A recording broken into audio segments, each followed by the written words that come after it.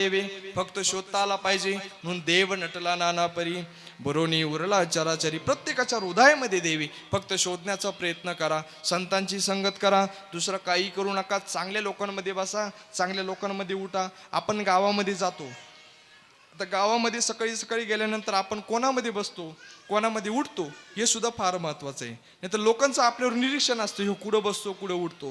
पण ऐका, संगत फार महत्वाची. चांगल्या लोकांमध्ये बसा. नाही तर उदाहरणार्थ तुम्हाला पटवून देईन 2 मिनिटामध्ये. आपल्याला बाजार कोणता, आज बाजार आहे आपला खोकरचा बाजार आहे. आजच्या दिवशी आता तुम्ही आता कीर्तन झाल्यानंतर बाजारामध्ये जाणार आहे आणि जाणारे गेल्यानंतर तुम्ही भाजीपाला विकत घेणार आहे आणि भाजीपाला विकत घेतल्यानंतर एखादी माशी जर त्या तराजूवर जर येऊन बसली तर त्याचा काही फारसा फरक पडत नाही. पण तीच माशी जर कदाचित उद्या आपण जर महालेंच्या जर ज्वेलरीमध्ये जर गेलो श्रीरामपूरला आणि 2 तोळा जर आपण सोनं विकत घेतलं आणि त्या वजन करता करता या तराजूरची माशी जर त्या तराजूवर जर येऊन बसली तर त्या माशीची किंमत असते 10,000 रुपये. माशी इथं पण बसली, माशी तिथं पण बसली, माशीची इथली किंमत काहीच नाही, पण माशीची तिथली किंमत 10,000 रुपये. मला तर वाटतं आता माशीची किंमत पण वाढली असेल. सोन्याचे भाव वाढले ना, आता माशीची किंमत पण वाढली असेल. म्हणून उठणं बसणं फार महत्वाचं आहे.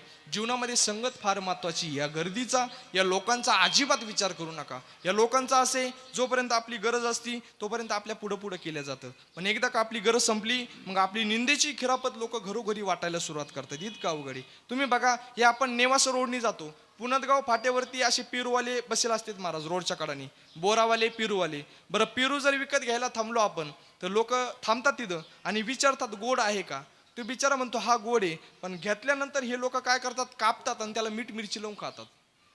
पहिल्यांदा काय विचारतात, गोड आहे का, आणि नंतर मीठ मिरची लावून खातात. म्हणून इतकं अवघड आहे. लोकांचा या गर्दीचा अजिबात विचार करू नका. म्हणून तुम्ही बघा, त्या ठिकाणी आमच्या इंदुरकर बाबांनी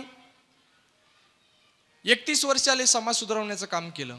आज डीजे पुढे नाचणारा समाज आज कीर्तनामध्ये येऊन नाचतो.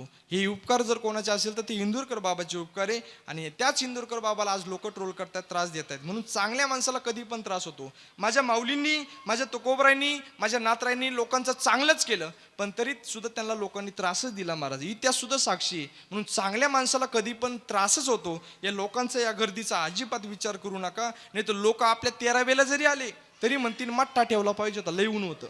इतकं अवघड आहे. लोकांचा अजिबात विचार न करता मन मारून जगण्यापेक्षा मन भरून जगा. जीवन खूप सुंदर आहे. लोक बीपीच्या दाकाने मीठ खाणं सोडतील, शुगरच्या दाकाने साखर खाणं सोडतील, पण त्या भगवंताच्या दाकाने दुसरा अन्याय करणं कधी सोडित नाही महाराज. म्हणून इतका अवघड आहे. लोकांचा विचार नका करू. दुर्लभ असा देह तुम्हाला आम्हाला भेटला ना तर त्या भगवंताचं नामस्मरण करा. जगद्गुरु तुकोबरानंतर वैकुंठ गमन नाही, माऊली मावश्र ज्ञानोमय तर समाधी नाही. जगद्गुरु तुकोबरानंतर वैकुंठ गमन नाही, आईनंतर प्रेम नाही, रावणानंतर श्रीमंती नाही, रामानंतर आचरण नाही, शिवरायानंतर छत्रपती नाही. तसाच त्या ठिकाणी नरदेहानंतर तुम्हाला देह पुन्हा पुन्हा भेटू शकत नाही. नरदेह दुर्लभ जाना, शतवर्षाची गणना, त्यामध्ये दुःख यातना, तुम्ही आठवा मधुसूदना. तुम्ही वासुदेव वासुदेव म्हणा, तुम्ही वासुदेव वासुदेव म्हणा.